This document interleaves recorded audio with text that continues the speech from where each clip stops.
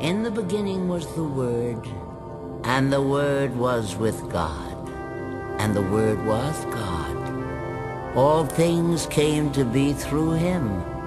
Through him was life, and this life was the light of the human race. The light shines in the darkness, and the darkness has not overcome it. And the Word became flesh and made his dwelling among us. And we saw his glory, the glory as of the Father's only Son, full of grace and truth. Who is this Word made flesh? This Christ? This Jesus? What did he look like?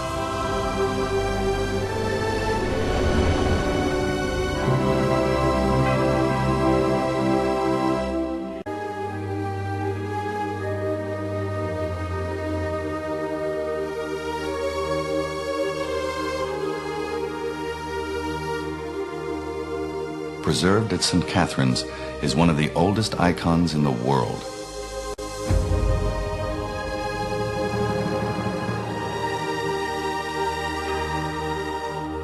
A beautifully executed encaustic painting that shows Christ as the Pantocrator, the ruler of the world.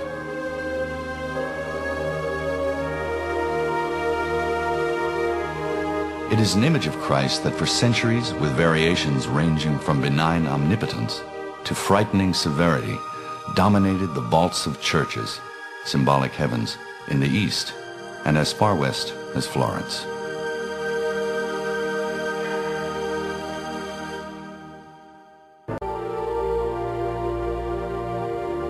The fame of the Veronica began to spread throughout the West.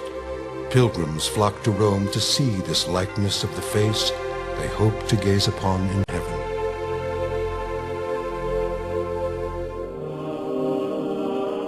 Gazing on the image, the believer could have a face-to-face encounter with the Lord.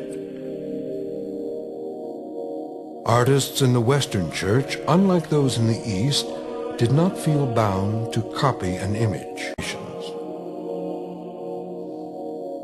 The unknown German artist who painted this panel about 1400, called the Master of St. Veronica, showed the kneeling Veronica holding an oversized image of the triumphant Christ in ideal beauty. The same artist painted this panel. Here, the Christ on Veronica's veil is a man of sorrows, bearing the crown of thorns, beaten and bleeding, suffering for the sins of humankind.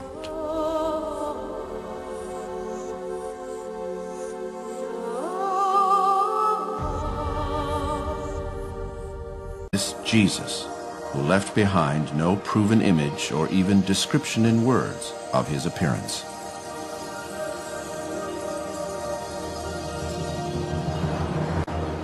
He appears in art in many ways, from King of Kings and Lord of Lords to gentle rabbi, compassionate friend, and suffering man of sorrows. He has been imagined in the guise of every civilization. It may seem, then, as if the Jesus whom artists and their cultures portray is an entirely ideal projection of themselves. Yet, for him to be made visible in such a variety of images, when no one authentic image is possible, surely there is something more to this than our human needs. If Christ is, as he has been called, the image of the invisible God, of that God in whose image humanity is said to be made, then is it any wonder that the faces given to Jesus Christ are as numerous as the peoples of the earth?